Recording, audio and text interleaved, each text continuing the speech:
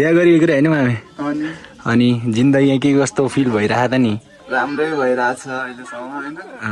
पछि गएर पनि यस्तै होस् होइन लाइफमा बिहे गरौँला भन्ने सोच थियो कि थिएन त नि तपाईँसँग अब बिहे गरौँला भन्ने सोच थिएन अब पछि आएर सोच आयो होइन सबै कुराहरू बुझ्यो होइन गर्नुपर्छ लाइफ सेट भनेर